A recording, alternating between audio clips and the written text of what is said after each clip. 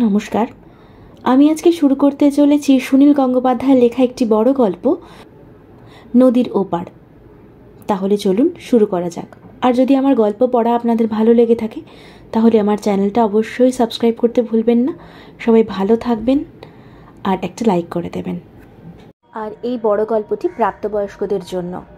তাহলে চলুন শুরু করা যাক। সকালবেলা ছিল অপূর্ব সুন্দর একটা দিনের সম্ভাবনা। আকাশে মেঘ নেই, ঝকঝক করছে রোদ, নরম শীতের বাতাস। এইসব দিনে মনে হয়, বেঁচে থাকাটা কি আনন্দের। ভাগ্যিস মানুষ হয়ে জন্মেছিলাম। তখন মনে পড়ে না একদিন বা এক ঘন্টা বাদে কি ঘটবে। মনে পড়ে না ঠিক সেই মুহূর্তে পৃথিবীর অন্য কোথাও হয়তো কেউ শুধু বেঁচে থাকবার জন্য, শেষ একটি নিঃশ্বাস নেবার জন্য কীরকম আকুলি বিকুলি করছে। ছুটির দিন। টিফিন ক্যারিয়ারে আলুর দম, ডিম সেদ্ধ, পরোটা ভরা হয়ে গেছে। রাস্তা থেকে মিষ্টি কিনে নেওয়া হবে। ড্রাইভার পুরনো ডজ গাড়িটা ধুয়ে মুছে ঝকঝক করে ফেলেছে। আর সবাই তৈরি। শুধু মেয়েদের সাজগোজ আর শেষই হয় না। একবার বেরিয়ে এসেও আবার কিছু একটা ভুলে গিয়ে বাড়ির মধ্যে ফিরে যায়। হায়দ্রাবাদ টাউনে মিউনিসিপ্যালিটির চিফ ইঞ্জিনিয়ার গগনেন্দ্রনাথ সরকার আজ ধুতি ও ফ্লানেলের পাঞ্জাবি পরেছেন। কাঁধের ওপর রাখা একটি জামেয়ার, হাতে রূপো বাঁধানো ছড়ি। তিনি বারান্দায় দাঁড়িয়ে একটু অধৈর্যভাবে বললেন, বড় বৌমা, 8:30 বেজে গেল। এরপর পৌঁছতে অনেক দেরি হয়ে যাবে যে। গগনেন্দ্রনাথের ছোট ছেলে প্রিয়ব্রত, 13 বছর বয়স। সে আগে থেকেই গাড়িতে উঠে বসে আছে। বড় ছেলে দেবব্রত অফিসের কাজে বম্বে গেছে। সে এসে পৌঁছতে পারল না। সন্ধেবেলা তার ফেরার কথা। গগনেন্দ্র সারা জীবন কত রকম দায়িত্বপূর্ণ চাকরি করেছেন, কিন্তু বাড়ির লোকজনদের নিয়ে কোথাও বেরুতে গেলেই ভীষণ ভয়। কিছু যেন একটা ব্যবস্থা বাকি থেকে যাচ্ছে। বড় ছেলের বউ মাধুরী বেরিয়ে এসে বলল, এই তো বাবা, হয়ে গেছে আমাদের, ওরা এক্ষুনি আসছেন। গগনেন্দ্রনাথ বললেন, তোমার মাকে তাড়া দাও। বেরুতেই যদি দুপুর হয়ে যায় তাহলে আর কতক্ষণ থাকা হবে? তপুর বুঝি এখনো হয়নি, দেখবে ওই সবচেয়ে বেশি দেরি করবে। সে কথাই ঠিক। অন্য সকলে বেরিয়ে আসার পরেও তপতি এক্ষুনি আসছি বলে আরো দেরি করতে লাগলো। সে কুমারী যুবতী, তার সাজ পোশাকের ঘটা বেশি তো হবেই। তপতি বেরিয়ে এলো। তাকে দেখে সবাই অবাক। সে পরেছে পুরুষদের মতো ট্রাউজার্স আর তার উপরে রঙিন ফুল ছাপ পাঞ্জাবি। গগনেন্দ্রনাথ বললেন, এ আবার কি, তুই এরকম ভাবে যাবি নাকি? তপতি বাবাকে মৃদু ধমক দিয়ে বলল, বাবা তুমি কিচ্ছু বলবে না বলছি, আজকাল এরকম অনেকেই পরে। এ তো ছেলেদের পোশাক। মোটেই না, দাদাকে জিজ্ঞাসা করো বম্বের মেয়েরা এরকম পরে কিনা। লোকে তো হাসবে তোকে দেখে। মোটেই না। তপতির মা মন্দাকিনী আর মাধুরী অবশ্য মুখ টিপে হাসছে। 19 বছর বয়স হলেও তপতি এখনো ছেলে মানুষ। অদ্ভুত ধরনের কিছু না করলেও আনন্দ পায় না। মাধুরী পরেছে চওড়া লাল পাড়ের একটা গরদের শাড়ি। সদ্য স্নান করে তার স্নিগ্ধ মুখের সঙ্গে শাড়িটা খুব সুন্দর মানিয়েছে। তপতি বলল, বৌদি তুমি এটা কেন পরলে? আজ পুজো করতে যাচ্ছ নাকি? মাধুরী কিছু বলবার আগে তার শাশুড়ি বলল, এই তো বেশ সুন্দর দেখাচ্ছে। ঘরের বউ কি তোর মতো মেম সাহেব সাজবে নাকি? তপতি বলল, ঘরের বউ হলে কি সবসময় বউ বউ হয়ে থাকতে হবে? তার কোনো মানে নেই। আজকাল ওর সব চলে না, দাদা মোটেই পছন্দ করে না। তুই চুপ কর তো, দেখবো তোর বিয়েটা হোক, তারপর দেখবো তুই কেমন মেম সাহেব হয়ে সাজিস। ওদিক থেকে প্রিয়ব্রত তাড়া দিল, তোমরা কি এখনো গল্পই করবে? ও মা, এসো। গাড়ি ছাড়ল। প্রিয়ব্রত ড্রাইভারের পাশে সিটে বসে আছে। ওই জায়গাটা তার বাঁধা। সে বৌদিকে পথের বর্ণনা দিচ্ছে। আজ গোলকুন্ডা ফোর্ট যাওয়া হবে। যদিও গোলকুন্ডা ফোর্ট ওদের সবার আগে দেখা, তবুও ওখানে গিয়ে পিকনিক করাই হলো আসল উদ্দেশ্য। একটি সুখী সম্পন্ন পরিবার। গগনেন্দ্রনাথ বহুকাল থেকেই প্রবাসী বাঙালি। তিনি যখন পাশ করে বেরোন তখন বাংলাদেশে লীগ মিনিস্ট্রি চলছে। তার মতন যুবকদের ভালো চাকরি পাওয়ার কোনো সম্ভাবনাই ছিল না। রাগ করে তিনি কলকাতা ছেড়ে বেরিয়ে পড়েন ভাগ্য অন্বেষণে। ঘুরতে ঘুরতে চলে আসেন হায়দ্রাবাদে। হায়দ্রাবাদে তখন দেশীয় রাজা নিজামের আমল। বাংলাদেশে তিনি যোগ্যতা থাকা সত্ত্বেও উঁচু চাকরি পাননি, কিন্তু নিজামের অধীনে তিনি ভালো কাজ পেয়ে গেলেন। সেই থেকেই এখানেই বসতি, ধাপে ধাপে উন্নতি করেছেন। আর 2 বছর বাদেই রিটায়ার হওয়ার কথা। এইদিকে তার বড় ছেলেকেও ইঞ্জিনিয়ারিং পড়তে বিলেতে পাঠিয়েছিলেন। ছেলে মেম বিয়ে করেনি, বিদেশে থেকে যাওয়ার বায়না ধরেনি, যথাসময়ে ফিরে এসে এখানে স্টেট ইলেকট্রিসিটি বোর্ডে উপযুক্ত চাকরি পেয়ে গেছে। নিজে পছন্দ করে ছেলের বিয়ে দিয়েছেন গগনেন্দ্রনাথ। এমন চমৎকার বউ, যেমন লক্ষ্মীশ্রী তেমন নম্র স্বভাব। মেয়ে কলেজে পড়ছে, তার বিয়ের কথাবার্তাও প্রায় ঠিকঠাক। ছোট ছেলেও পড়াশোনাতে ভালো, কোথাও কোনো অশান্তি নেই। গগনেন্দ্র সরকারের মতো সার্থক পিতা এদেশে কটি। একটি সুখী পরিবার পিকনিকে যাচ্ছে। দেবব্রত উপস্থিত থাকলে আরও সর্বাঙ্গ সুন্দর হতো। একটি উজ্জ্বল আনন্দময় দিন, আকাশে মেঘের ছায়া পর্যন্ত নেই। ঠিক সেই সময় বোম্বাইয়ে একটা হোটেলের ঘরে দেবব্রত দাড়ি কামাচ্ছিল। খালি গা, পাজামার দড়ি আলগা, চুল ঝুলে পড়েছে কপালে। একটু আগে সে ঘুম থেকে উঠেছে। গতকাল সন্ধ্যায় সে একটি পার্টিতে গিয়েছিল, ফিরতে অনেক রাত হয়েছে। চোখে তার এখনও অতৃপ্ত ঘুমের চিহ্ন। দেবব্রতর সুন্দর স্বাস্থ্য, বেশ লম্বা প্রশান্ত কাঁধ, গৌরবর্ণ। ছেলেবেলা থেকেই তার খেলাধুলোর দিকে ঝোঁক।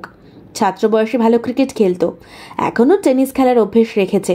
প্রত্যেক দিন ঘুম থেকে উঠেই সে কয়েকবার ডন বৈঠক মেরে নেয়। দাড়ি কামাতে কামাতে দেবব্রত অন্যমনস্কভাবে ভাবছিল তার বাড়ির কথা। আজ সবাই পিকনিকে যাবে। দেবব্রত যোগ দিতে পারল না। কাল সন্ধ্যের পার্টির জন্য তাকে থেকে যেতে হলো। আজও দুপুরে কেবল কোম্পানির জেনারেল ম্যানেজারের সঙ্গে একটু কথা বলে নিতে হবে। তারপর সন্ধ্যের সময় প্লেন।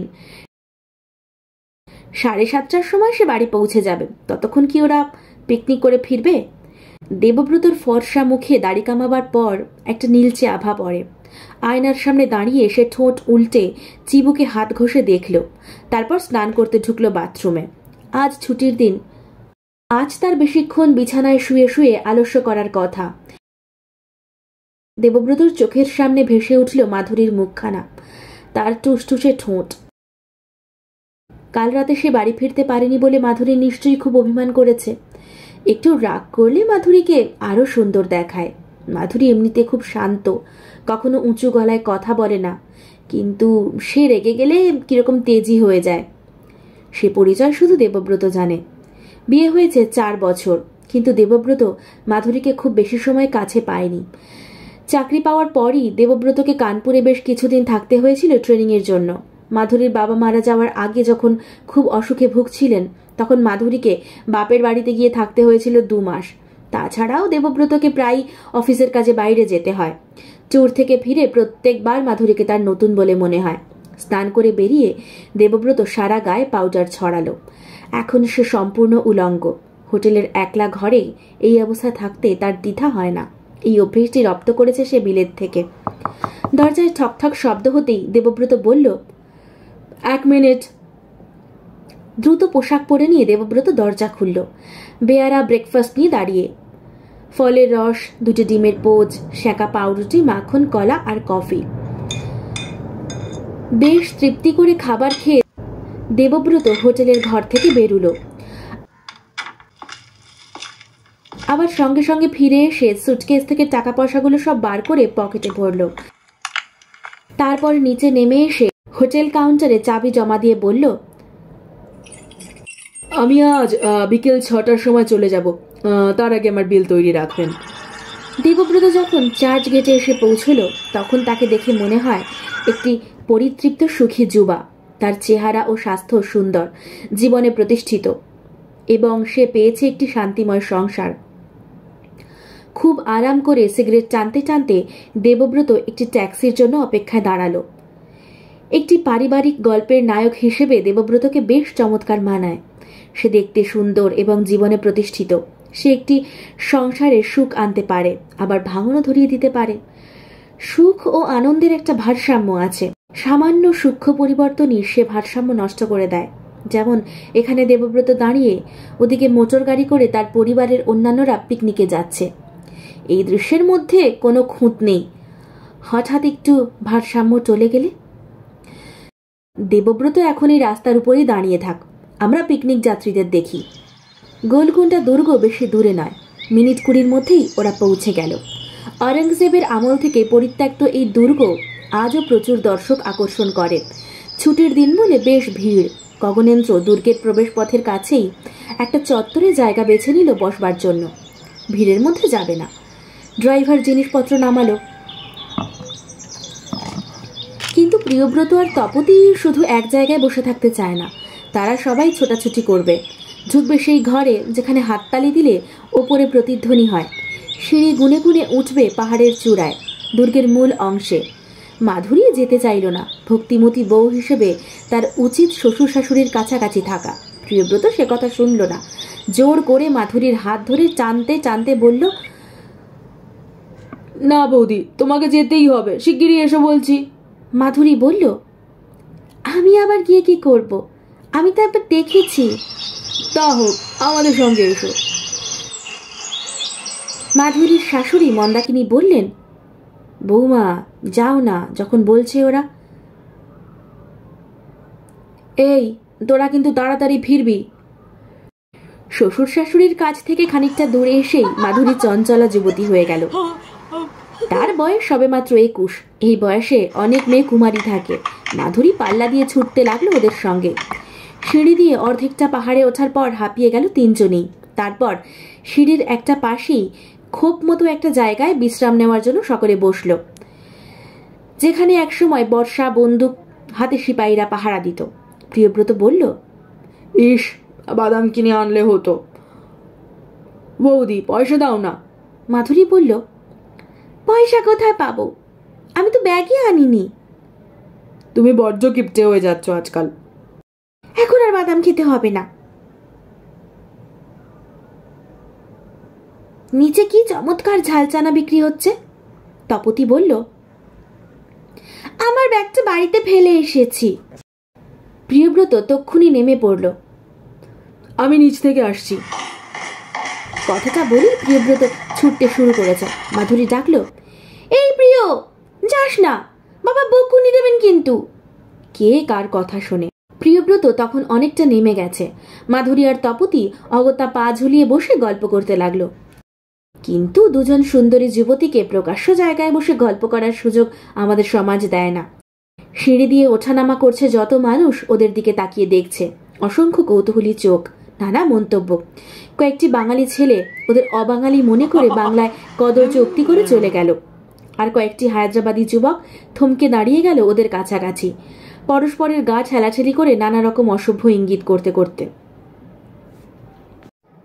তপতি সব গ্রাহ্যই করছে না। সে যেন অন্যদের দেখতেই পাচ্ছে না।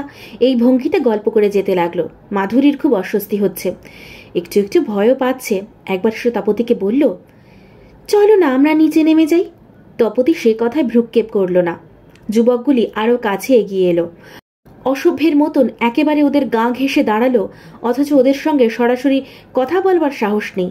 শেষ পর্যন্ত তপতি আর থাকতে পারল না। চোস্ত উর্দুতে জিজ্ঞাসা করল, আপনারা এখানে এসে দাঁড়িয়েছেন কেন? সরে যেতে পারছেন না? যুবকদের মধ্যে একজন তপতির পোশাকের দিকে ইঙ্গিত করে বলল, আপনি লড়কা না লড়কি? রাগে চোখ মুখ লাল হয়ে গেল তপতির। সে আরো কিছু বলতে যাচ্ছিল, মাধুরী জোর করে তার হাত ধরে টেনে হাঁটতে শুরু করলো। এই সময় হাঁপাতে হাঁপাতে এসে পৌঁছল প্রিয়ব্রত। আর বিশেষ কিছু ঘটল না। ছোকরারা হাসাহাসি করতে করতে নেমে গেল। ওরা আবার উঠতে শুরু করলো উপরের দিকে। এই সামান্য ঘটনাতেই ওদের মেজাজ বিগড়ে গেছে। একটু আগে পৃথিবীটা কত সুন্দর ছিল, এখন তপতির মনে হচ্ছে পৃথিবীটা অতি বাজে জায়গা। একটু বাদে এসে মাধুরী বলল, আমাদের প্রিয়কে দেখেই কিন্তু ছেলেগুলো চলে গেল। প্রিয়কেও তাহলে লোকে ভয় পায়। তপতি বলল, হ্যাঁ, ওকে দেখে ভয় পেয়েছে না হাতি, ওই তো ডিগডিগে চেহারা। এক মুখ চানাচুর নিয়ে প্রিয়ব্রত বলল,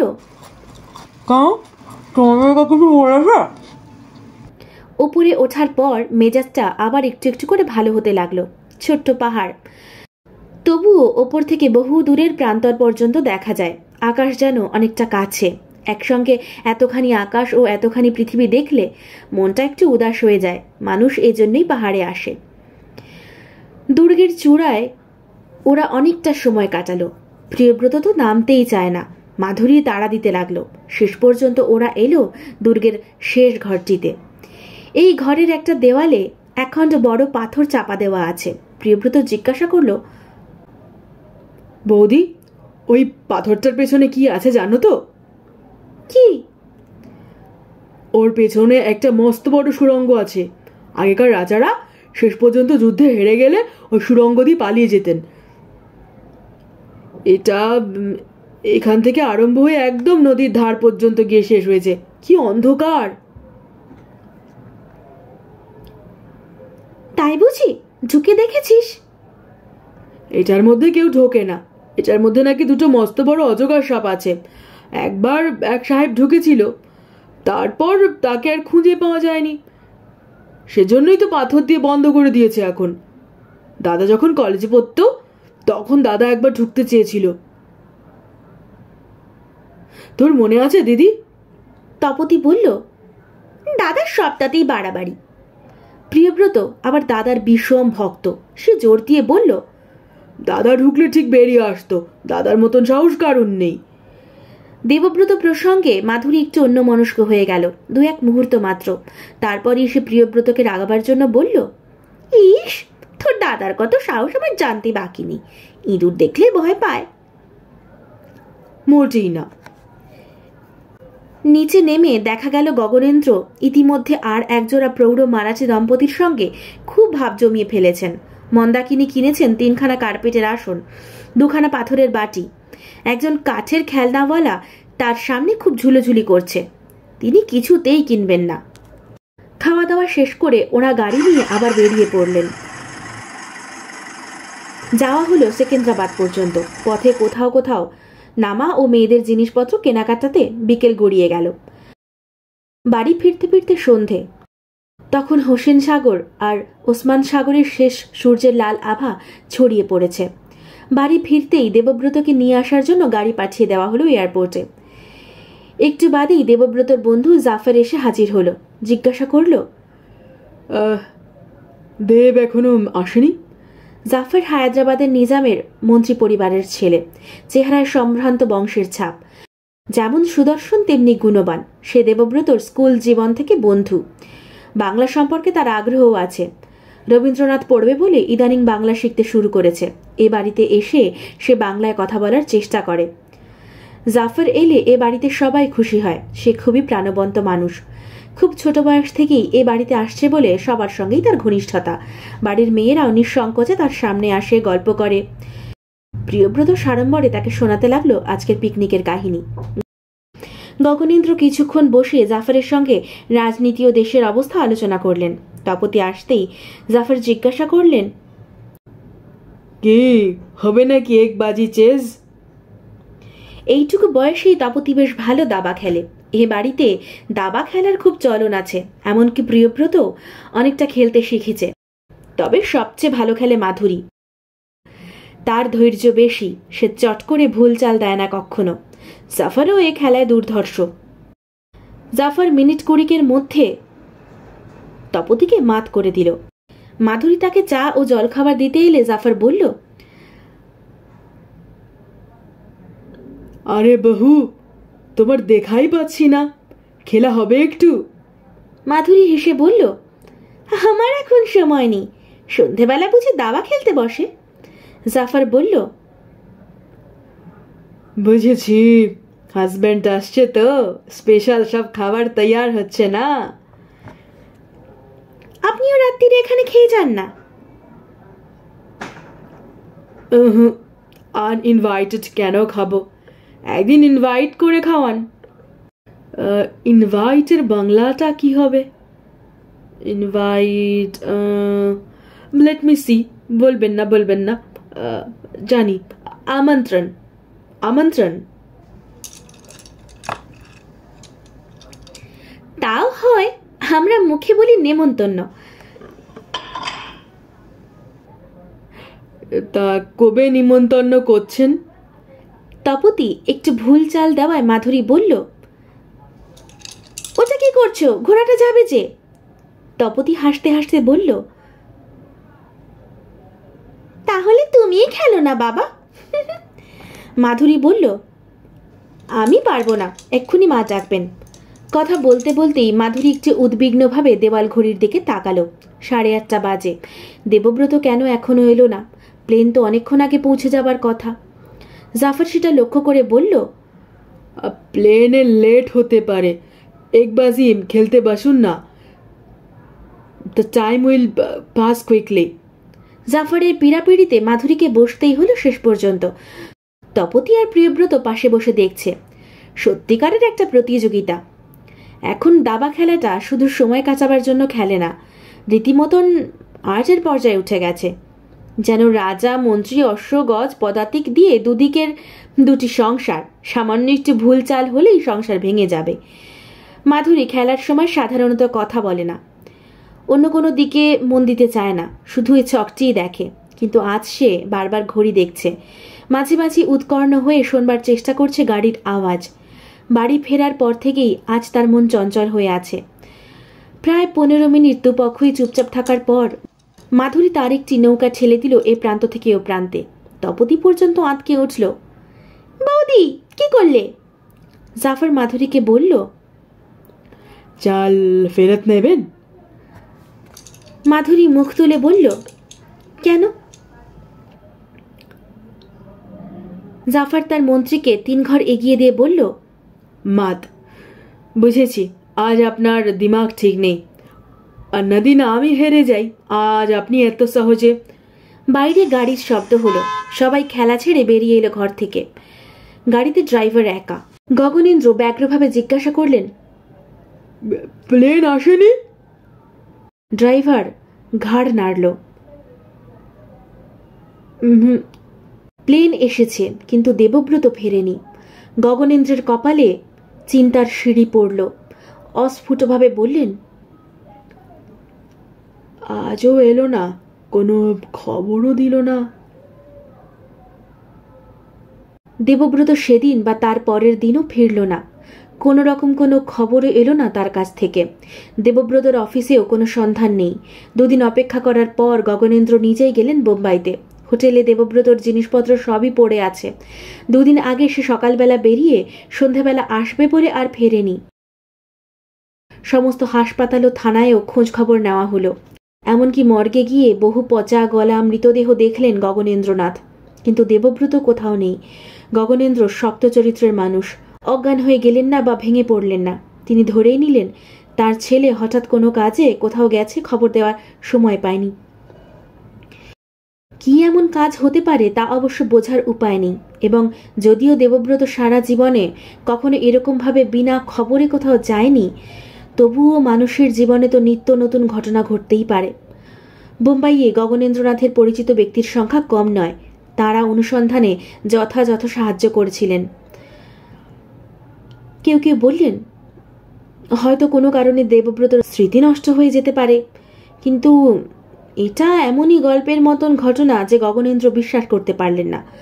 বোম্বাইয়ে নির্মিত অনেক ফিল্মে এ ধরনের ঘটনা ঘটে যায় বটে, কিন্তু জীবনে এসব বিশ্বাসযোগ্য নয়। দিন 4 বোম্বাইতে থাকার পর তিনি ফিরে এলেন। এই 4 দিন তিনি নিজেও বাড়িতে কোনো খবর দেওয়ার সময় পাননি। ফলে বাড়ির লোক যে কত বেশি উদ্বিগ্ন হয়ে থাকবে সেটাও তার খেয়াল হয়নি।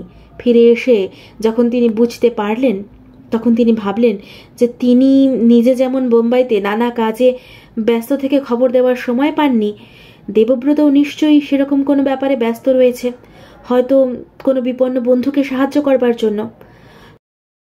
হায়দ্রাবাদে ফিরে গগনেন্দ্র বিশেষ কিছু ভাঙলেন না, শুধু বললেন, দেবব্রত বিশেষ কাজে অন্য জায়গায় গেছে, ফিরতে 2-1 দিন দেরি হবে। সে টেলিগ্রাম পাঠিয়েছিল, কিন্তু ডাকের যোগাযোগে সে পৌঁছয়নি। বাড়ির সকলের সামনে তিনি একদিন পিয়নকে আচ্ছা করে ধমক দিলেন। 1 মাসের মধ্যে দেবব্রত ফিরে এলো না, কিংবা কোনো খবরও দিল না। গগনেন্দ্রনাথ আরও একবার বোম্বাই ঘুরে এলেন। নতুন কোনো সংবাদ নেই।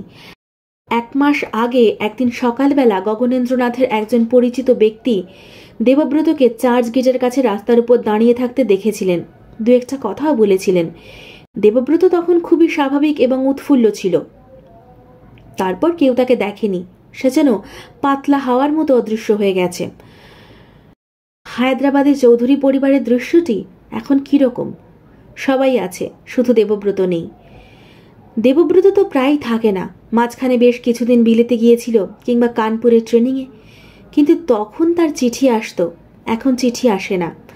শুধু এর জন্যই কত কিছু বদলে যায়। মন্দাকিনী কান্নাকাটি শুরু করে দিয়েছেন। গগনেন্দ্রর কোনো স্রোত বাক্য তিনি আর মানেন না। শেষ পর্যন্ত তিনি নাওয়া খাওয়া পর্যন্ত ছেড়ে দিলেন। মাধুরীকে দুঃখ ও শোকের চেয়েও একটা অসহ্য বিস্ময়বোধ যেন একেবারে অসাড় করে দিয়েছে। সে কিছুই বুঝতে পারছে না। যতই কাজ থাক, দেবব্রত তাকে কোনো খবর না দিয়ে এতদিন বাইরে থাকবে, এটা সে কিছুতেই বিশ্বাস করতে পারে না, কিছুতেই না। প্রিয়ব্রত আর তপতি একেবারে চুপচাপ হয়ে গেছে। বাড়িতে যতক্ষণ ওরা থাকে একেবারে জোরে কথা বলে না। ওরা ছেলে মানুষ, ওদের পক্ষে কিচ্ছু করার সাধ্য নেই। অথচ দাদা নিরুদ্দেশ হয়ে যাওয়ার ব্যাপারটা ওরা কিছুতেই সহ্য করতে পারছে না। সবচেয়ে বিস্ময়কর ব্যাপার এইটা, দেবব্রতর চরিত্রের মধ্যে এতদিন এমন কোনো সামান্য চিহ্ন তারা দেখতে পায়নি, যাতে এখন বোঝা যেতে পারে যে সে কখনো এমন কোনো কাজ করবে। তাহলে তার বড় রকমের বিপদ হয়েছে। কিন্তু এত বড় একটা মানুষকে তো কেউ জোর করে ধরে রাখতে পারে না। শুধু শুধু তাকেই বা রাখতে যাবে কেন? গগনেন্দ্রনাথ তার চেহারায় একটা প্রশান্ত গাম্ভীর্য রক্ষা করে চলেছেন। নিয়মিত অফিসে যান। সারা ভারতবর্ষ জুড়ে যেখানে তার যত বন্ধুবান্ধব পরিচিত লোক আছে প্রত্যেকের কাছে খবর পাঠিয়েছেন দেবব্রতর খোঁজ করার জন্য। পুলিশ বিভাগকে সক্রিয় করে তুলেছেন। দেবব্রতর বন্ধু জাফরের সঙ্গে উঁচু মহলের যোগাযোগ আছে। সে তার বন্ধুকে খুঁজে বার করার জন্য যথাসাধ্য চেষ্টা করছে, কিন্তু দেবব্রত কোথাও নেই। বাড়িতে অনুপস্থিত দেবব্রতর চেয়েও বেশি চিন্তার কারণ হয়ে উঠলেন মন্দাকিনী। তিনি স্নানাহার বন্ধ করায় সবাই তাকে নিয়ে এখন বেশি ব্যস্ত। মন্দাকিনীকে কিছুতেই টলানো যায় না। তিনি জেদ ধরেছেন যে দেবব্রতর খোঁজ না পাওয়া পর্যন্ত তিনি কোনো খাবার মুখে তুলবেন না। নানা রকম মিথ্যে সান্ত্বনা বাক্য তাকে শুনিয়েও কোনো ফল হয়নি। সন্তানের মৃত্যুর সংবাদ পেলেও তো মায়েরা অধিকাংশ সময় সামলে ওঠে, কিন্তু এটা যে অন্যরকম। কয়েকদিন না খেয়ে থাকার ফলে মন্দাকিনীর একটা ছোট্টখাটো হার্ট অ্যাটাক হয়ে গেল। হাসপাতালে পাঠাতে হলো তাকে। 3-4 দিন সবাইকে গভীর উদ্বেগের মধ্যে রেখে তিনি আবার সুস্থ হয়ে উঠলেন। হাসপাতালের পরিচর্যাতেই তিনি আবার বেঁচে উঠলেন বলা যায়। বাড়িতে ফিরিয়ে আনার পর তাকে অনেকটা শান্ত মনে হলো। শরীর অসুস্থ থাকলে শরীরের জন্যই অনেকখানি চিন্তা থাকে, অন্য চিন্তা তেমন প্রবল হতে পারে না। 3 মাস কেটে গেছে। এর মধ্যে দেবব্রতর মৃতদেহ পাওয়া যায়নি বলে তার মৃত্যুর সম্ভাবনার কথা কেউ উল্লেখ করে না। সবাই ধরে নিয়েছে কোনো একটা অনির্দিষ্ট কারণে দেবব্রত বাড়ির সঙ্গে যোগাযোগ রাখতে পারছে না। অনেকেই বলছে যে সে নাকি সন্ন্যাসী হয়ে গেছে, যদিও তার চরিত্রের সঙ্গে এটা একেবারেই মেলে না। ঠাকুর দেবতা বা ধর্মের প্রতি তার কখনো কোনো টান ছিল না। এমনিতেই সে দয়ালু স্বভাবের। মানুষের দুঃখ কষ্ট দেখলে দুর্বল হয়ে যায়, কিন্তু ভাগ্য কিংবা নিয়তি মানে না। ভারতের নানা প্রান্তে সংবাদ সংগ্রহকরা নানা রকম গুজব পাঠাতে লাগলো। কেউ বলল তাকে হরিদ্বারে দেখা গেছে, কেউ বলল সেতুবন্ধ রামেশ্বরে, কেউ বলল গোয়ায় গিয়ে সে পুলিশের হাতে ধরা পড়ে এখন জেলখানায় আছে। অনর্থক কয়েকবার ছোটাছুটি করতে হলো গগনেন্দ্রকে। তারপর তিনি হাল ছেড়ে দিলেন। শুধুই রইল প্রতিনিয়ত প্রতীক্ষা। দেবব্রত যে কোন দিন ফিরে আসবে। যে সুখী পরিবারটিকে আমরা প্রথমে দেখেছি, মাত্র একটি দাবার ঘুঁটি সরিয়ে নেওয়ায় তার কি পরিবর্তন হলো দেখা যাক। প্রথমেই স্বাস্থ্যভঙ্গ হলো দুজন প্রৌঢ়ের। মন্দাকিনীকে দেখলেই বোঝা যায় তিনি আর কোনোদিনই সুস্থ সমর্থ হয়ে উঠবেন না। অধিকাংশ সময় তিনি শয্যাশায়ী। যদিও নিজের খাওয়া, বাথরুমে যাওয়ার জন্য অন্যের সাহায্য নিতে হয় না এখন। গগনেন্দ্রকে বাইরে থেকে দেখলে কিছু বোঝা যায় না, শুধু তার মুখে হঠাৎ বয়সের ছাপ পড়েছে। এতকাল তার দীর্ঘ রিজু চেহারা দেখে কিছুই বোঝা যেত না। শরীরে তেমন কোনো রোগও ছিল না, কিন্তু এই সময় চাপা চিন্তা ও ভাবনায় গগনেন্দ্র একই সঙ্গে ব্লাড প্রেশার ও ডায়াবেটিসে আক্রান্ত হলেন। বাড়িতে সে কথা কারুকে জানালেন না। তপতির বিয়ে ঠিক হয়েছিল জবলপুরের এক পাত্রের সঙ্গে, বলাই বাহুল্য সে বিয়ে পিছিয়ে গেল। ইতিমধ্যে তপতি অন্য একটি পরিকল্পনা করেছিল। দাদার বন্ধু জাফরের সঙ্গে তার কিছুটা হৃদয় বিনিময় হয়েছিল, পরস্পরের প্রতি অনুরক্ত। যদিও প্রকাশ্যে কথা কেউ কোনোদিনও বলেনি, দুজনে দুজনের চোখের দিকে গাঢ়ভাবে তাকিয়ে হৃদয়ের সংবাদ বুঝে নিয়েছে। পাত্র হিসেবে জাফর অতিমাত্রায় যোগ্য। সে যেমন রূপবান তেমনি ভদ্র ও শিক্ষিত। একমাত্র বাধা হচ্ছে জাতের প্রশ্ন। বাধা দুপক্ষ থেকেই। জাফরের বনেদি বংশ, অন্য জাতের মেয়েকে বিয়ে করলে তার পরিবারের লোক কিছুতেই সমর্থন করবে না। কিন্তু জাফর পুরুষ মানুষ, এই বাধা সে অতিক্রম করতেও পারে। তপতি জানে তার মা বাবা তেমন রক্ষণশীল নয়, আবার এতটা উদারও নয় যে এরকম বিয়ে মেনে নিতে পারবে। বাবাকে কোনো রকমে বোঝানো গেলেও মাকে কিছুতেই শান্ত করা যাবে না। তপতি ছটফটে স্বভাবের মেয়ে। সে ঠিক করে রেখেছিল বাবা সম্পূর্ণ বাধা না দিলে সে জোর করে বেরিয়ে গিয়ে জাফরকে বিয়ে করতে রাজি। সে এইসব জাতের বন্ধন ভাঙতে চায়। কিন্তু দেবব্রত নিরুদ্দেশ হওয়ায় সবকিছু ওলট পালট হয়ে গেল। এখন বাবা মাকে তার পক্ষ থেকে এমন আঘাত দেওয়া মানে মৃত্যুর দিকে ঠেলে দেওয়া। মাকে কিছুতেই বাঁচানো যাবে না। তপতি কি করতে পারে? মা বাবার জীবনের বিনিময়ে সে তো প্রগতি সমর্থন করতে পারে না। তপতি ঠিক করলো তাকে আত্মত্যাগ স্বীকার করতেই হবে। তপতি জাফরের সঙ্গে মেলামেশা একেবারে বন্ধ করে দিল। প্রিয়ব্রতর কিশোর জীবনে তার দাদাই ছিল তার কাছে একমাত্র আদর্শ। জীবনের সার্থকতার মানে বুঝত সে দাদার মতন হওয়া। এখন দাদার আকস্মিক অনুপস্থিতিতে তার চোখের সামনেটা শূন্য হয়ে গেল। দিনরাত দাদার কথা ভাবে। এক এক সময় ঠিক করে যে বাড়ি থেকে বেরিয়ে গিয়ে সে দাদাকে খুঁজে আনবে। সে গেলে দাদাকে ঠিক খুঁজে পাওয়া যাবেই। পড়াশোনায় বেশ ভালো ছাত্র ছিল প্রিয়ব্রত। সে বছর স্কুলের পরীক্ষায় অনেক খারাপ ফল হলো তার। এরই মধ্যে জানা গেল মাধবী অন্তঃসত্ত্বা। এর মধ্যে এলাহাবাদ থেকে মাধুরীর দাদা সুবিমল এসে দেখা করে গেছে একবার। মাধুরীর এই অবস্থার কথা শুনে তারা তাকে জোর করে এলাহাবাদে নিয়ে গেল। সুবিমলের ব্যবহার একটু রুক্ষ ধরনের। তার কথাবার্তা শুনে বোঝা গেল যে দেবব্রত ফিরে না এলে মাধুরীকে আর এখানে পাঠানো হবে না। গগনেন্দ্রনাথ নিচু গলায় কি যেন বলতে গেলেন। সুবিমল কানই তুলল না। মাধুরী মুখ নিচু করে রইল, যেন এই বিষয়ে তার কোনো মতামত নেই। এলাহাবাদে মাধুরীর শৈশব এবং কৈশোর কেটেছে, তার মধুর স্মৃতি এলাহাবাদে। কিন্তু এবার তার সবকিছুই দুঃসহ মনে হতে লাগলো। এখানকার কত মানুষ তার চেনা, কিন্তু বাড়ি ঘর ছেড়ে সে কোথাও যায় না। সবসময় তার মনে হয় লোকে তার দিকে অদ্ভুতভাবে তাকাচ্ছে। তার স্বামী নিরুদ্দিষ্ট, এটা যেন তারই অপরাধ।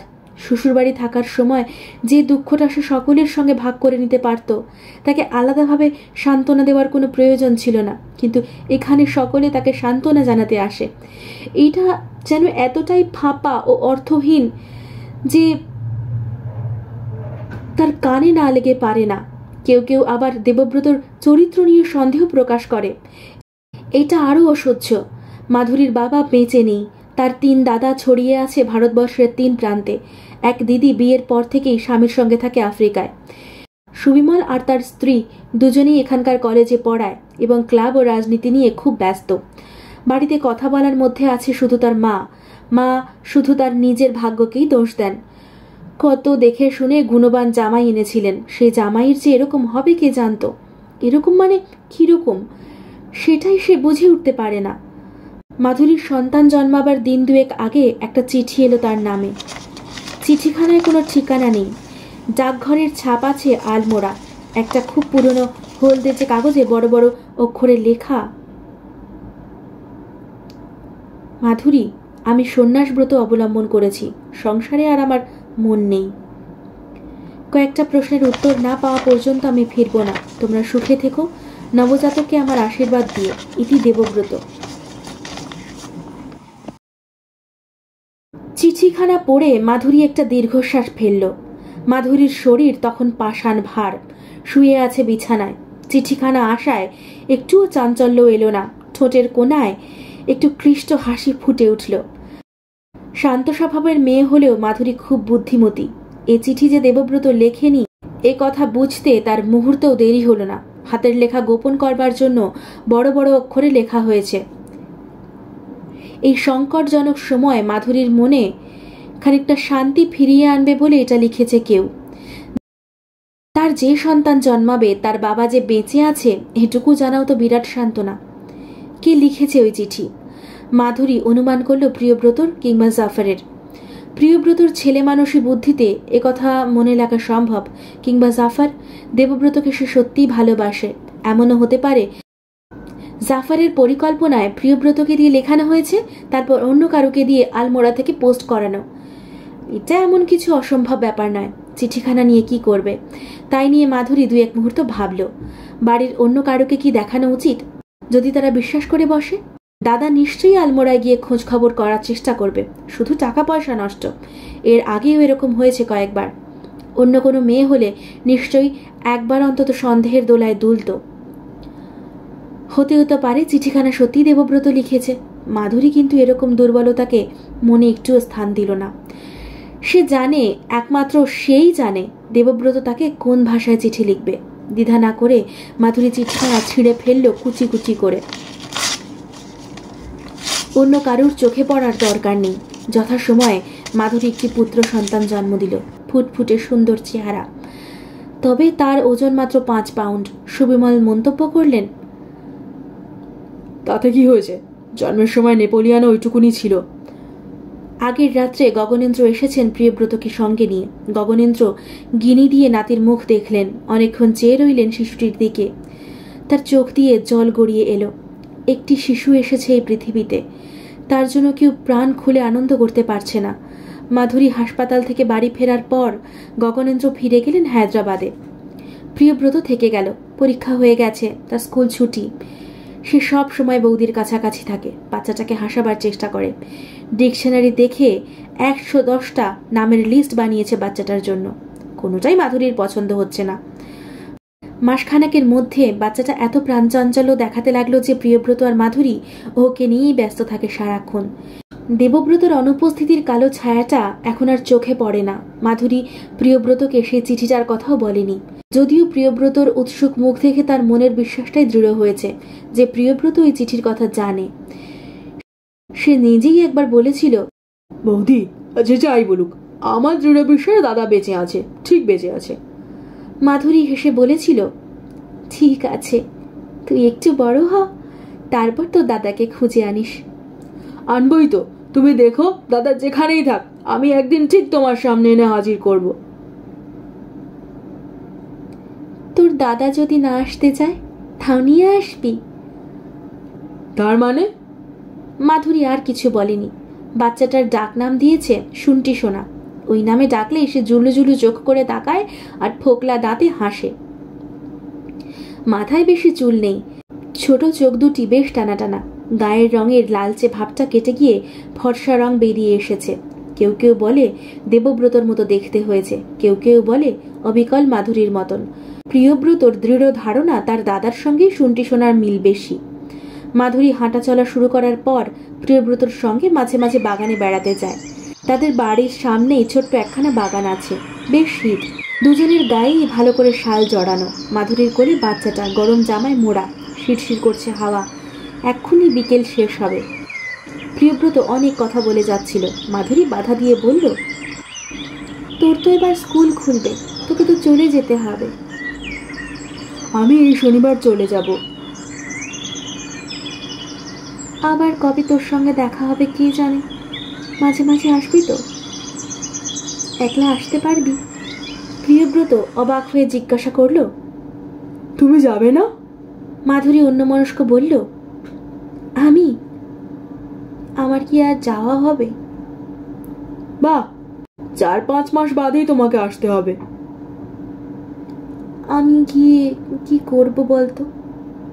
বাহ, ওটাই তো তোমার বাড়ি। এটা তোমার বাড়ি নাকি? এটা তো তোমার দাদার বাড়ি। মাধুরী সে সরল কিশোরের দিকে তাকিয়ে অদ্ভুতভাবে হাসল। কিছুদিন ধরেই মাধুরী এই কথাটাই ভাবছে। দেবব্রত যদি আর কোনোদিনও ফিরে না আসে, তাহলে সে কোথায় থাকবে? স্বামী ছাড়া শ্বশুর বাড়িতে কি থাকা মানায়? এদিকে দাদার বাড়িতেই সে চিরকাল থাকবে কি করে?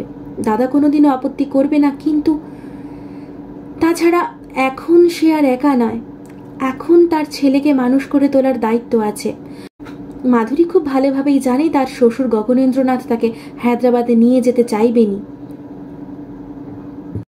তার নিজের জন্য না হলেও নাতির সাহচর্যে সান্ত্বনা পাবার জন্য।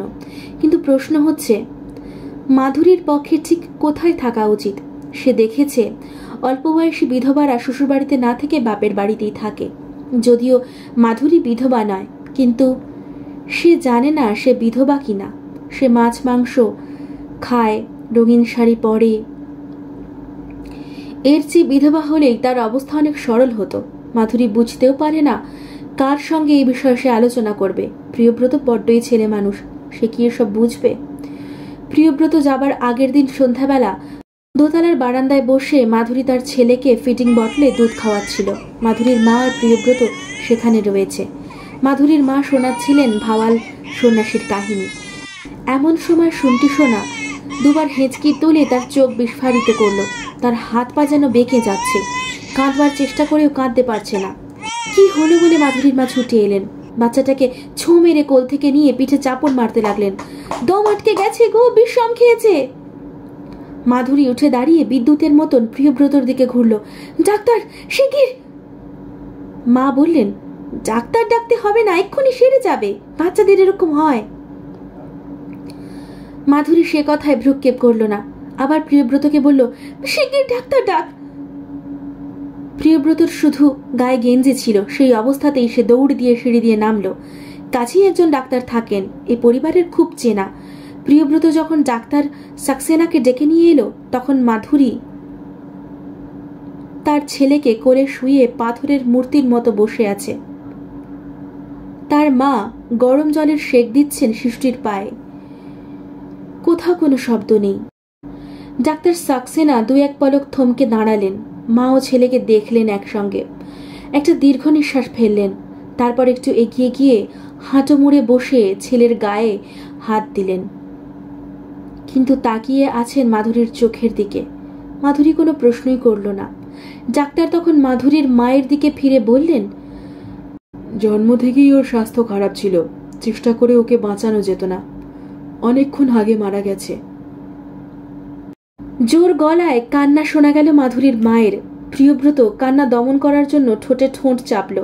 মাধুরী নিস্পন্দ, অদ্ভুত উদাসীন চোখে এসে তাকিয়ে রয়েছে দেওয়ালের দিকে। ছেলেকেও আর দেখছে না। নিদারুণ শোকের দৃশ্য। তবু একটি কথা এখানে না বলে উপায় নেই। মাধুরীকে তখন অসম্ভব সুন্দর দেখাচ্ছিল, যাকে বলে শিল্পের সৌন্দর্য। প্রিয়ব্রত বিস্ফারিত চোখে দেখছিল। মাধুরী সেই রকম ভাবেই বসে রইল ছেলে কোলে নিয়ে। সুবিমলার স্ত্রী খবরে পেয়ে বাড়ি চলে এলো। অনেক মানুষ। মাধুরী কাঁদল না, কারুর কথাও শুনল না। একসময় তার কোল থেকে বাচ্চাটিকে তুলে নেওয়া হলো। প্রিয়ব্রত মাধুরীর বাহু ধরে অনুনয় করে বলল, বৌদি, বৌদি ওঠো, বৌদি। ঘোর লাগা মানুষের মতো মাধুরী উঠে দাঁড়ালো। তারপর ঘরে গিয়ে শুয়ে পড়ল বিছানায়। রাত অনেক বেড়েছে, অন্যান্যদের শোক উচ্ছ্বাস কমে এসেছে। ওইটুকু শিশুর মরাকে সারা রাত বাড়িতে রাখার কোনো মানে হয় না। সুবিমল তাকে কোলে তুলে নিয়ে চলল গোরস্থানের দিকে। নতুন করে কান্না শুরু করলেন মাধুরীর মা। অনেক দূর পর্যন্ত সেই বুক খালি করা কান্না শোনা গেল। মাধুরী বোধহয় ততক্ষণে ঘুমিয়ে পড়েছে। গোরস্থানে 5-6 জন মাত্র মানুষ। অল্পক্ষণেই শিশুটিকে সমাধিস্থ করা হয়ে গেল। কিছুক্ষণ আগেও যে বেঁচে ছিল, মায়ের আদর কেড়েছিল, সে এখন আর নেই। সে চলে গেল মাটির নিচে। ঠান্ডা অন্ধকারে তাকে একা ফেলে রেখে যেতে হবে। প্রিয়ব্রতই মাটি চাপা দিল, হাত দিয়ে প্লেন করে দিয়ে এলো মাটি। অনেকক্ষণ ধরে হাত বুলোচ্ছিল। সুবিমল বলল, এবার ওঠো। কেন যে এরা কষ্ট দিতে পৃথিবীতে আসে। মধ্যরাত্রে নির্জন রাস্তা দিয়ে ওরা পায়ে হেঁটে বাড়ি ফিরল। চাঁদের আলোয় ধুয়ে যাচ্ছে পৃথিবী। মনে হয় চতুর্দিক আশ্চর্য শান্তি ছড়ানো। কত বাড়িতে ঘুমন্ত মানুষ আজ সুখ স্বপ্ন দেখছে। শুধু ওরা ফিরে আসছে এক শিশুকে মাটির তলায় নির্বাসন দিয়ে। সদর দরজার কাছেই দাঁড়িয়ে মাধুরী, তার চুল খোলা, চোখের দৃষ্টি উদ্ভ্রান্ত। সুবিমল তাকে দেখে উৎকণ্ঠিত হয়ে বলল, এ কি, তুই নিচে নেমে এসেছিস কেন? চল চল। এই প্রথম কান্নায় ভেঙে পড়ল মাধুরী। প্রিয়ব্রতর হাত দুটো চেপে ধরে আকুল গলায় বলল, প্রিয়, ওকে ফিরিয়ে এনে দে, ওকে ফিরিয়ে এনে দে, আমি আর পারছি না, আমি আর পারছি না।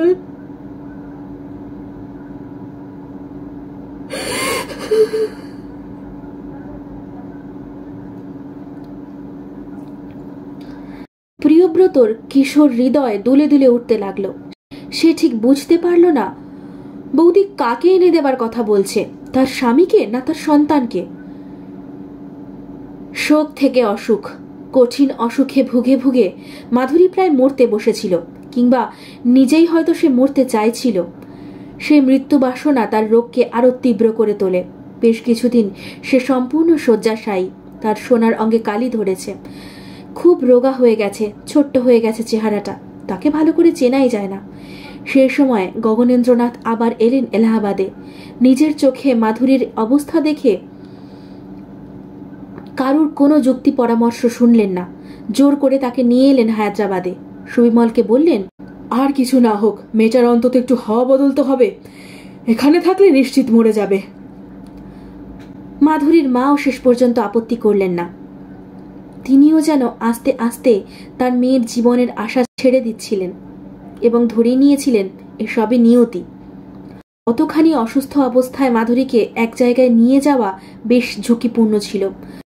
গগনেন্দ্রনাথ সেসব ঝুঁকি নিতেও দ্বিধা করলেন না। একটি স্টেশনে ওয়াগন ভাড়া করলেন এবং সঙ্গে নিয়ে এলেন একজন নার্স। হায়দ্রাবাদে পৌঁছে যখন মাধুরীকে নামানো হলো, তখন তাকে দেখে মনে হলো সে যেন স্বামী গৃহে শেষ নিঃশ্বাস ফেলতে এসেছে। সপ্তাহখানেক বাদে মাধুরীর অবস্থার পরিবর্তন দেখা দিল। সে সেরে উঠতে লাগলো আস্তে আস্তে। প্রিয়ব্রত আর তপতি তার সেবা করে প্রাণ দিয়ে। ওরা যেন মনে মনে একটা প্রতিজ্ঞা করে ফেলেছে, ওরা বৌদিকে কোনো কষ্ট পেতে দেবে না। মাধুরীর মতন এরকম নরম সুন্দর মানুষ এতটা দুঃখ কষ্ট পাওয়া কি তাকে মানায়? মাধুরী আবার উঠে দাঁড়িয়েছে, হাঁটাচলা করতে পারে। সন্ধ্যাবেলা দাবা খেলে, জাফর আসে, আড্ডা গল্প হয়। মাঝে মাঝে হাসির আওয়াজও শোনা যায় এ বাড়িতে এখন। দেবব্রতর নাম কেউ আর উচ্চারণ করে না, অথচ এখনো আলনায় দেবব্রতর জামা ঝুলছে, তার টুথব্রাশ, দাড়ি কামাবার সরঞ্জাম সবই সাজানো আছে আগের জায়গায়। বাইরে যাবার সময় দেবব্রত আলাদা সেট নিয়ে যেত। দেবব্রতর চিঠিপত্র ফিতে দিয়ে বেঁধে রাখা আছে আলমারিতে। মাধুরীর বিছানায় এখনো পাশাপাশি দুটো বালিশ পাতা হয়। অতিরিক্ত বালিশটা সরিয়ে নেবার কথা কেউ কখনো ভাবেনি। মাধুরী যখন সম্পূর্ণ সেরে উঠেছে, ফিরে পেয়েছে আগেকার স্বাস্থ্য, তখন জাফর একদিন বলল, চলিয়ে না ভাবি, একবার আমরা পিকনিকে যাই। প্রিয়ব্রত আর তপতি লাফিয়ে উঠল। এমন চেঁচামেচি শুরু করে দিল যে মাধুরী আপত্তি করার কোনো সুযোগই পেল না। দেবব্রত নিরুদ্দেশ হবার পরই 1 বছর, মাধুরীর সন্তান মারা যাবার পর 3.5 মাস ওরা আবার পিকনিকে গেল, ঠিক আগের বারের মতন। তবে এবার মন্দাকিনী যেতে রাজি হলেন না। গগনেন্দ্র যাবার কথা ছিল, কিন্তু শেষ মুহূর্তে কাজে আটকে গেলেন। তাতে পিকনিক মন্দ হলো না। গগনেন্দ্র বরং ওদের যাবার জন্য নিজেই বেশি তাড়া দিতে লাগলেন। সেদিনও একটা সুন্দর দিন, সেই আগের মতন, কিন্তু সুখের চেহারা অন্যরকম এখন। হোসেন সাগর নামে যে বিরাট জলাশয় আছে, আজকের পিকনিক সেখানে। জাফর একটা লঞ্চ জোগাড় করেছে। ঝকমকে নীল আকাশের নিচে গভীর উত্তাল জল। লঞ্চটা সারসের মতন তরতর করে এগুচ্ছে। মাধুরীর মুখখানা কখনো কখনো বিষণ্ণ হয়ে গেলেও আবার আনন্দের রশ্মি ফুটে উঠছে। প্রকৃতির এই উচ্ছল সৌন্দর্যের কাছে এসে কিছুতেই সবসময় বিষণ্ণ থাকা যায় না। তাছাড়া জাফর মাঝে মাঝেই কৌতূহলের ফোয়ারা ছোটাচ্ছে। বেশ ভালো বাংলা শিখেছে সে, কথায় কথায় রবীন্দ্রনাথের কবিতা আবৃত্তি করে। একসময় জাফর জিজ্ঞাসা করল, আচ্ছা ভাবি, আপনাদের হিন্দুদের কি নিয়ম আছে? স্বামীর যদি ট্রেস না পাওয়া যায় তবে কতদিন অপেক্ষা করতে হয়? মাধুরী ফ্যাকাশে হেসে বলল, আমি জানি না। তপতি বলল, 12 বছর। জাফর বলল, ওরে বাবা, এ বড় নিষ্ঠুর নিয়ম, 12 বছর কষ্ট পেতে হবে। মাধুরী বলল, আমি তো কষ্ট পাচ্ছি না।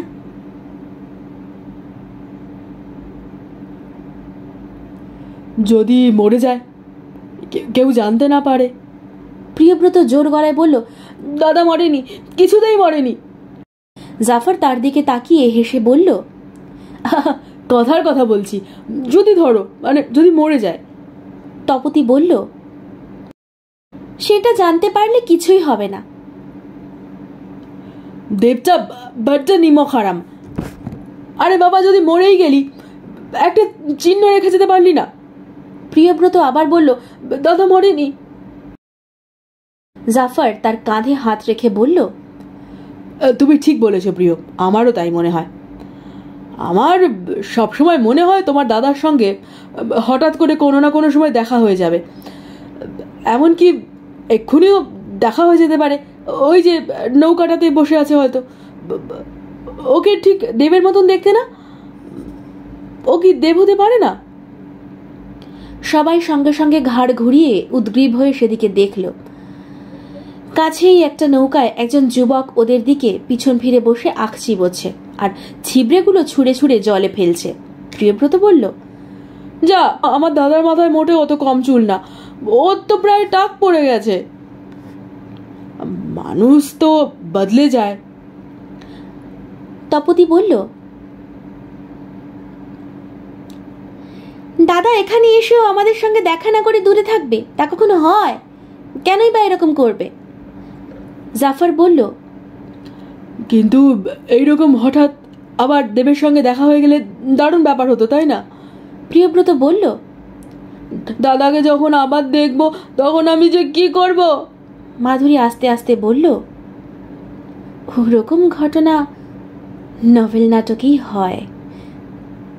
জাফর মাধুরীর দিকে চেয়ে বলল, ভাবি, আপনি ঠিক করে বলুন তো, আপনার কি মনে হয় ও সত্যি বেঁচে আছে? মাধুরী জলের দিকে চেয়ে বলল, আমি কি করে বলবো? আপনার ইনটিউশন কি বলে? কিছুদিন আগে আমি আলমোড়া থেকে একটা চিঠি পেয়েছিলাম। তপতি চমকে উঠল, সত্যি? এতদিন বলনি তো? আমি জানি চিঠিটা ওর লেখা নয়। জাফর আর প্রিয়ব্রত চোখাচোখি করল। জাফর বলল,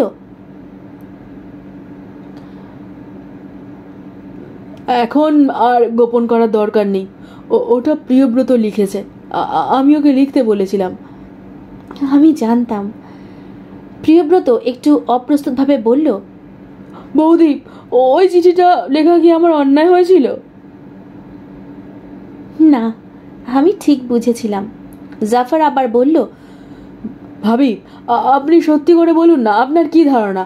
এটা খুব ইম্পর্টেন্ট। আপনি স্ত্রী, আপনার মন ঠিক জানবে। মাধুরী খুব আস্তে আস্তে বলল, আমার ধারণা ও বেঁচে নেই। প্রিয়ব্রত বলল, বৌদি কি বলছো? তা হতেই পারে না। ও যদি বেঁচে থাকতো তাহলে যেখানেই থাক আমাকে চিঠি না লেখার কোনো কারণই নেই। আমি তো ওর সঙ্গে কোনোদিনও ঝগড়া করিনি। হয়তো জোর করে ওকে কেউ আটকে রেখেছে। 1 বছর ধরে? বিশ্বাস হয় তোর? কিংবা ধরো কোনো কারণে যদি স্মৃতি নষ্ট হয়ে যায়? সেরকম গল্পে হয়, সত্যি সত্যি কি কখনো হয় নাকি? হতেও তো পারে, পৃথিবীতে কত কিছুই তো হয়। আমরা আগে কখনো সেরকম শুনিনি। জাফর বলল, আচ্ছা ধরা যাক যদি সত্যি দেবের মেমরি নষ্ট হয়ে যায় আর সেই অবস্থায় আমরা তাকে যদি খুঁজে পাই, তখন কি হবে? প্রিয়ব্রত বলল, কি হবে মানে? তাকে কিরকম ভাবে মেনে নিতে পারবে? শরীরটা কি মানুষ, না তার স্মৃতিটা মানুষ? মেমরি না থাকলে শুধু তার চেহারাটাই চিনব, কিন্তু তখন সে আর আমার বন্ধু, তোমার দাদা কিংবা ভাবিজির হাজবেন্ড থাকবে না। নিশ্চয়ই থাকবে। তুমি ছেলে মানুষ, তুমি ঠিক বুঝতে পারছো না। ভাবিজি, আপনি কি তাকে হাজবেন্ড হিসেবে তখন মেনে নিতে পারবেন? সমাজ আমাকে মেনে নিতে বলবে। আপনি নিজে? জানি না, ভেবে দেখিনি। জাফর বলল, আমিও বুঝতে পারি না। দেব নিজে ইচ্ছে করে লুকিয়ে না থাকলে এতদিনেও তার ট্রেস পাওয়া যাবে না? এ হতেই পারে না। মরে গেলেও তার ডেড বডি পাওয়া যেত। আমার মনে হয় সে ইচ্ছে করেই কোথাও, অথচ আপনি বলছেন সে বেঁচে নেই। তপতি বলল, আমার কলেজের এক বন্ধুর বাবার কি হয়েছিল জানেন? কলকাতার রাস্তা দিয়ে হাঁটতে হাঁটতে হঠাৎ হার্ট ফেল করেন। পকেটে কোনো কাগজপত্র ছিল না। পুলিশ তার পরিচয় জানতে পারেনি, মর্গে রেখে দিয়েছিল। 7 দিন পর তার খোঁজাখুঁজিও শুরু হয়। ওর তখন কলকাতায় থাকার কথা নয়, আসামে থাকার কথা, তাই সবাই তাকে আসামে খুঁজছে। ওদের এক আত্মীয় ছিল পুলিশে। বাই চান্স তিনি কলকাতায়, তখন ভালো করে চেনাই যায় না। জাফর বলল, দেবের কেসটাও কি এরকম হতে পারে না? মাধুরী বলল, থাক, ও আলোচনায় আর নয়, এখন থাক। জাফর বলল, হ্যাঁ তাই থাক। আপনি বুঝিয়ে নিয়ে বেশি ভাবতে যান না। এই কয়েক মাস অনেক ভেবেছি। ভাবতে ভাবতে সহ্যের সীমা ছাড়িয়ে গেছে। আর বেশি ভাবলে বোধহয় পাগল হয়ে যাব।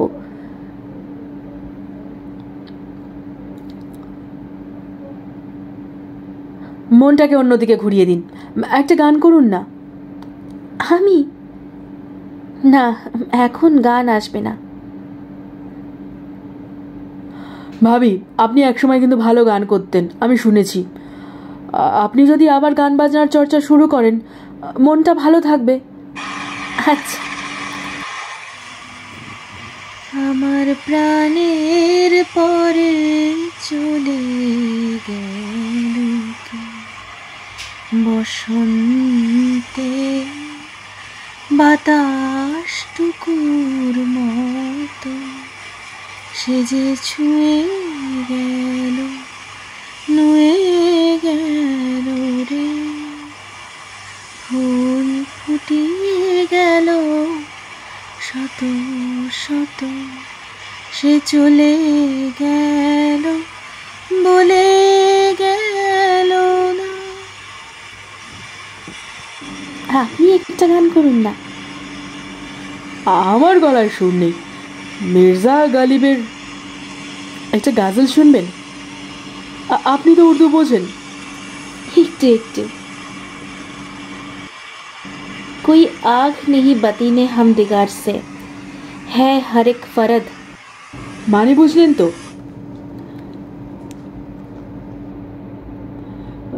কার মনে যে কি আছে আমরা কিছুই বুঝি না।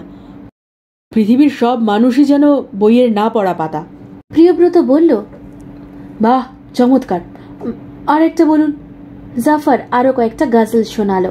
তারপর একটা গান করলো তপতি। প্রিয়ব্রত শুনিয়ে দিল নজরুল ইসলামের কবিতা। খানিকটা সময় হালকাভাবে কেটে গেল। এখন রোদ চড়া হয়ে উঠেছে। ওদের পরিকল্পনা আছে ওপারে পৌঁছে খাওয়া দাওয়া হবে। প্রিয়ব্রত বলল, জাফরদা, আমাদের নামবার দরকার কি? জলের উপরে থাকি না। ইস, আমার ইচ্ছে হচ্ছে সাঁতার কাটতে। একটু সাঁতার কেটে নেব। প্রিয়ব্রত সত্যি সত্যি ঝাঁপিয়ে পড়ার উদ্যোগ করল। মাধুরী তাকে বাধা দিয়ে বলল, না প্রিয়, এখানে সাঁতার কাটতে হবে না, অনেক জল। প্রিয়ব্রত হাসতে হাসতে বলল, তাতে কি হয়েছে? আমি খুব ভালো সাঁতার জানি, আমার কিচ্ছু হবে না। প্রত্যেক বছর এখানে একজন করে ডুবে যায়। আমার কিচ্ছু হবে না, তুমি দেখো। না, তুই নামবি না। জাফর বলল, নামুক না, ক্ষতি কি? ভয়ের কিছু নেই, বোট তো কাছেই থাকবে। মাধুরী তবু এমন দৃঢ় স্বরে না বলতে লাগলো যে সবাই চমকে গেল। প্রিয়ব্রত আস্তে আস্তে বসে বসে বলল, আচ্ছা ঠিক আছে, নামবো না। একটুক্ষণ সবাই চুপচাপ। মাধুরী নিজেই আবার বলল, প্রিয়, তুই রাগ করলি? আচ্ছা, পাড়ের কাছে যাই, ওখানে সাঁতার কাটিস। প্রিয়ব্রত বলল, না, রাগ করিনি। জাফর বলল, আপনি এমন জোরে বকুনি দিলেন যে আমরা শুদ্ধ ভয় পেয়ে গেলুম। মাধুরী এবার হাসল, বলল, আমার যখন বিয়ে হয় তখনও কত ছোট ছিল, 8-9 বছর বয়স, খুব দুষ্ট ছিল। ওকে বকুনি দেওয়া আমার অভ্যেস হয়ে গেছে। আপনাকে দেখলে মনে হয় না আপনি কাউকে বকতে পারেন। আর কাউকে পারি না, শুধু ওকে পারি। হোসেন সাগর পার হয়ে ওরা নামলো একটা নির্জন জায়গায়, ছোটখাটো একটা জলঙ্গের কাছে। কাছাকাছি কোনো বাড়ি ঘর নেই। লঞ্চ থেকে 17 ইঞ্চি নামিয়ে পাতা হলো মাটিতে, খোলা হলো খাবারের বাস্কেট। জাফর বলল, ইস, দাওয়ার সেটটা আনতে হতো। প্রিয়ব্রত বলল, না নেই ভালো হয়েছে, পিকনিক করতে এসে বুঝি কেউ দাবা খেলে? তাহলে এখন কি করা হবে? কেন, আপনারা স্নান করবেন না? তুমি সাঁতার কাটার কথা এখনো বলোনি দেখছি। ওই জায়গাটায় জল বড্ড নোংরা। আজ সাঁতার কাটা নয়, বন্ধই থাক। এখানে বেশ ছায়া আছে, বসে বসে এমনি গল্প করা যাক। মাধুরী এতক্ষণ বাদে লক্ষ্য করল জাফর আজ সর্বক্ষণ প্রিয়ব্রত আর তার সঙ্গে বেশি কথা বলছে। তপতির সঙ্গে সরাসরি কোনো কথা বলেনি, এমনকি তপতির মুখের দিকেও পর্যন্ত তাকায়নি। জাফরের ব্যবহার অত্যন্ত ভদ্র ও মার্জিত। মাধুরীর শোক দুঃখ ভোলাবার জন্য তার প্রতি বেশি মনোযোগ দেবে এটা অস্বাভাবিক নয়, কিন্তু তপতিকে এড়িয়ে যাচ্ছে কেন? এর আগে তপতির সম্পর্কে জাফরের বেশ উৎসাহ তো সে লক্ষ্য করেছে। এর মধ্যে কি অন্য কিছু ঘটে গেল?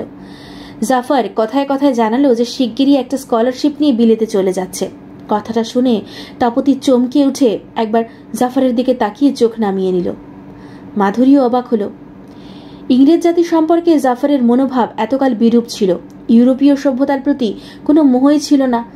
তবু জাফর হঠাৎ বিলেতে যাচ্ছে কেন? মাধুরী জিজ্ঞাসা করল। কতদিনের জন্য? জাফর উদাসীন হয়ে বলল, ঠিক নেই, দেখা যাক।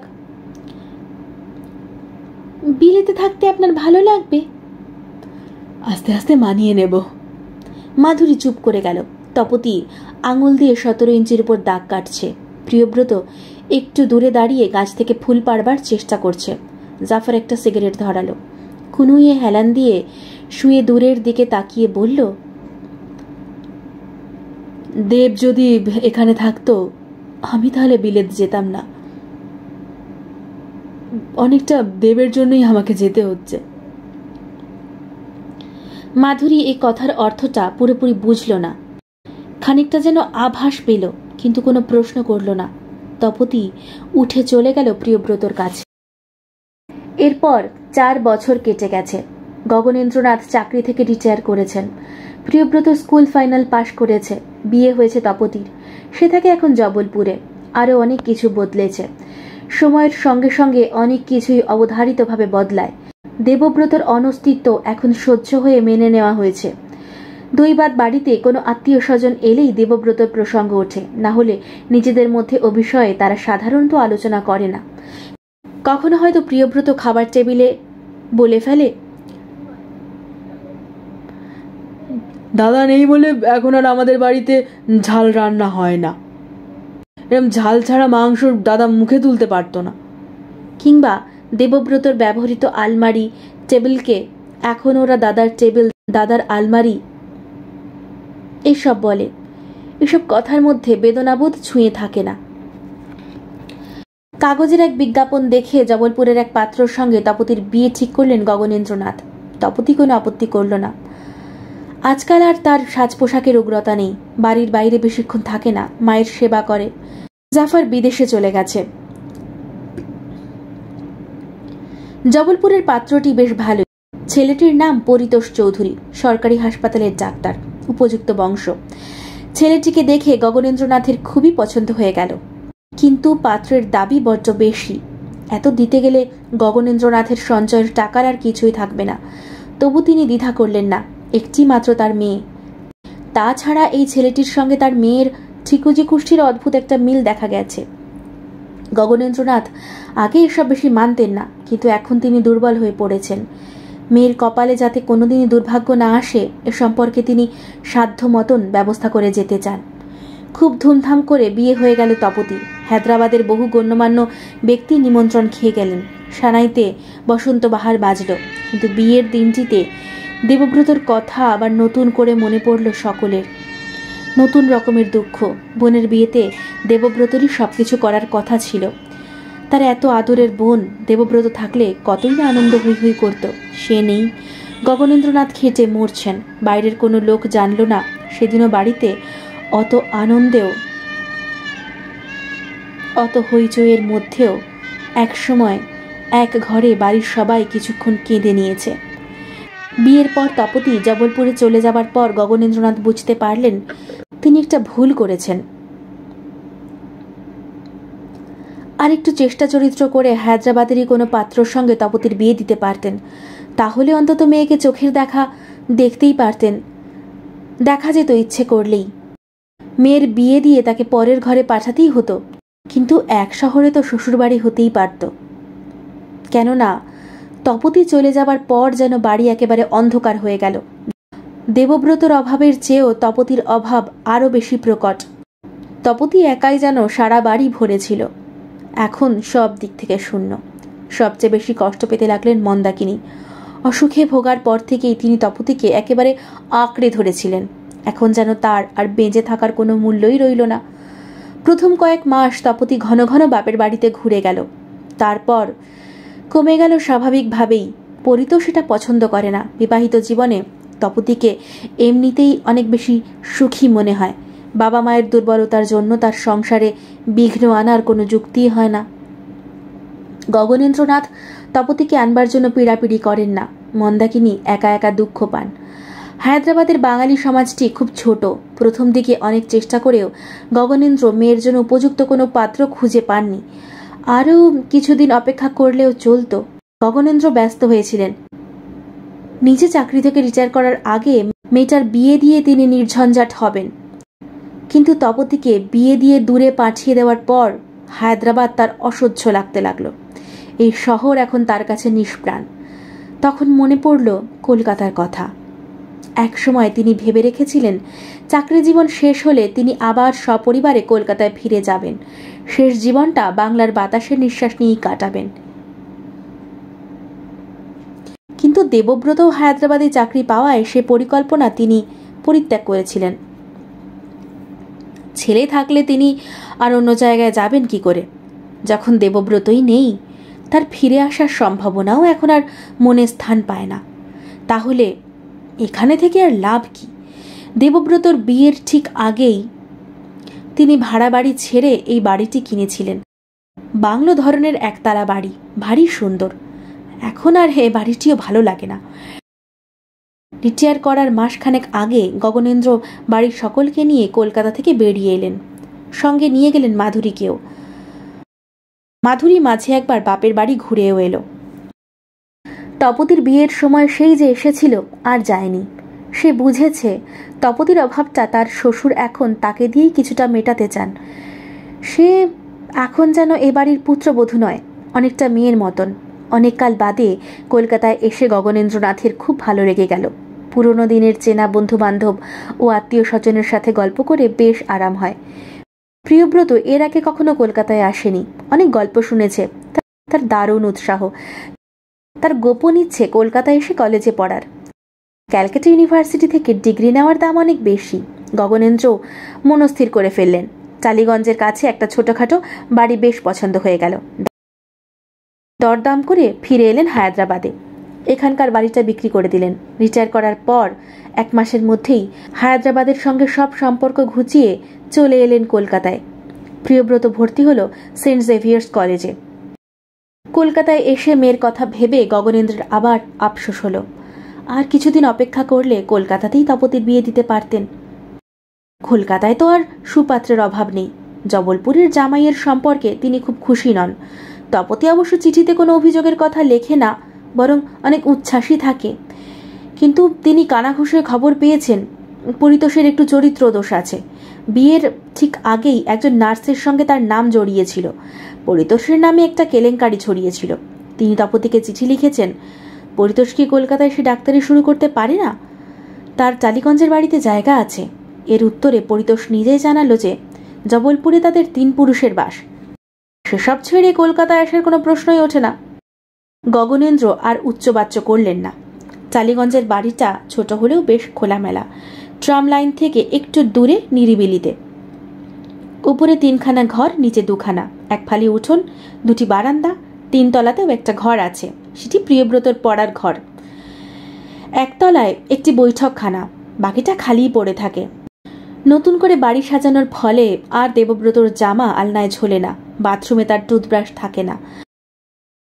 মাধুরীর বিছানায় এখন একটি বালিশ, দেওয়ালে এখন দেবব্রতর একটি বাঁধানো ছবি ঝোলে, বিয়ের আগেকার। সে তখন সদ্য ইঞ্জিনিয়ারিং পাশ করে কনভোকেশনের সময় ডিগ্রি নিচ্ছে, সেই ছবি। নতুন পরিবেশে নতুন জীবন, অনেক স্বাচ্ছন্দ্য। রান্নার জন্য একজন রাঁধুনি রাখা হয়েছে, কিন্তু খাবার দাবারের ব্যবস্থা এখন মাধুরীর হাতে। তার স্বাস্থ্য এখন চমৎকার, মন প্রফুল্ল। সকালবেলা সেই সবার আগে ওঠে, স্টোভ ধরিয়ে চা বানায়। প্রথমে এসে ডাকে প্রিয়ব্রতকে। এখানে এসে প্রিয়ব্রতর কলেজে ভর্তি হতে একটু দেরি হয়েছে, তাকে পড়াশুনোর জন্য বেশ খাটতে হবে। এদিকে প্রিয়ব্রতটা হয়েছে অসম্ভব ঘুম কাতুরে। মাধুরী এসে বেশ কয়েকবার দরজায় ধাক্কা দিলে প্রিয়ব্রত ওঠে। ঘুম চোখে পাজামার দড়ি বাঁধতে বাঁধতে এসে ঝাঁঝালো গলায় বলে, উফ, আর একটু পরে চা দিতে পারো না? এখনো কাকপক্ষীও ডাকেনি। মাধুরী বলে, কটা বাজে জানিস? 5:30। তোমরা এখনো গাইয়াই রয়ে গেলে। কলকাতায় লোকে এত তাড়াতাড়ি ঘুম থেকে ওঠে না। চাম চলছে, আওয়াজ শুনতে পাচ্ছিস না?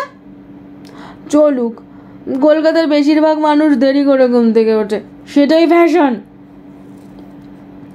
প্রিয়ব্রতর বড় বড় চুলগুলো ঝরে পড়েছে কপালে, দেখতে দেখতে বেশ লম্বা হয়ে গেছে সে। গলার আওয়াজে আর কৈশোরের চিহ্ন নেই। তার দিকে চেয়ে থেকে সস্নেহে বকুনি দিয়ে মাধুরী বলল, খুব ক্যালকেশিয়ান হয়ে গেছিস, যা মুখ ধুয়ে আয়। প্রিয়ব্রত আবার শুয়ে পড়ার উদ্যোগ করছিল, বলল, দাও চাটা দাও, খেয়ে আর একটু ঘুমিয়ে নি। প্রিয়ব্রত মুখ না ধুয়েই চা খেতে চায়, মাধুরী কিছুতেই তা দেবে না। রোজ এই নিয়ে জোর করতে হয় মাধুরীকে। সে বলল, আবার ঘুমোবি কি? পড়তে বসতে হবে না? বৌদি, তুমি আজকাল আমার উপর বড্ড গার্জেনগিরি করছো। করবো না, বাবা কিছু বলেন না। দুজনে সেখানে বসেই চা খেয়ে নেয়। কলকাতা শহর তখন আস্তে আস্তে জাগছে। কাক ও শালিকের ডাক ছাড়িয়ে ক্রমে ক্রমে শোনা যাচ্ছে ট্রাফিকের শব্দ। প্রিয়ব্রত বাথরুমে চলে গেলে মাধুরী শ্বশুর শাশুড়ির জন্য ফলের রস বানাতে বসে। ওরা সকালে চা খান না। ফলের রস খেয়ে গগনেন্দ্র বেরিয়ে যান প্রাতভ্রমণে। মন্দাকিনী বিছানাতেই শুয়ে থাকেন। মাধুরী তাকে ওষুধ খাওয়ায়, তারপর রাঁধুনিকে দেয় জলখাবার বানানোর নির্দেশ। চাকরকে বাজারে পাঠায়। 10টার মধ্যে প্রিয়ব্রত খেয়ে দিয়ে কলেজে বেরিয়ে যায়। ততক্ষণই সারা বাড়িতে কিছুটা ব্যস্ততা থাকে, তারপর অখণ্ড অবসর। সারা বাড়ি নিঝুম। কোনো কোনো দুপুরে গগনেন্দ্র বেরিয়ে পড়েন পুরনো কলকাতার সঙ্গে দেখা করার জন্য। মন্দাকিনী ঘুমিয়ে থাকেন। মাধুরী দুপুরে ঘুমোতে পারে না। এই সময় তার সময় কাটতেই চায় না। বই পড়ে পড়ে চোখ ব্যথা হয়ে যায়। এত বই বা আসে কোথা থেকে? মাধুরী বাংলা গল্প উপন্যাস পড়তে ভালোবাসে, কিন্তু প্রিয়ব্রতর বাংলা পড়ার অভ্যেস নেই। সে ইংরেজি মাধ্যমে লেখাপড়া শিখেছে। হায়দ্রাবাদে মিশেছে অবাঙালিদের সঙ্গে, বাংলা পড়ার সুযোগ পেল কোথায়? এখন সে মাঝে মাঝে চেষ্টা করে, কিন্তু ধৈর্য রাখতে পারে না। তবে সে প্রায় মাধুরীর জন্য বাংলা বই এবং পত্রপত্রিকা কিনে আনে। প্রিয়ব্রত সন্ধ্যার পর বাড়ির বাইরে থাকে না। কোনো কোনো দিন হঠাৎ কলেজ ছুটি হলে সে দুপুরেও বাড়িতে ফিরে আসে। এই নতুন পরিবেশে তার বিশেষ কোনো বন্ধুবান্ধব হয়নি। একা একা কোথাও যায়ও না। বাইরে সে এখনো লাজুক স্বভাবের, লোকের সঙ্গে মিশতে পারে না। এখন বৌদিই তার একমাত্র বন্ধু। বৌদির সঙ্গেই যত রকম গল্প। শেষ হলো নদীর ওপার বড় গল্পের প্রথম পর্ব। দ্বিতীয় পর্ব নিয়ে আসছে খুব শিগগিরই। সঙ্গে থাকবেন, পাশে থাকবেন, ভালো থাকবেন, ভালো রাখবেন। আজ তাহলে আসি।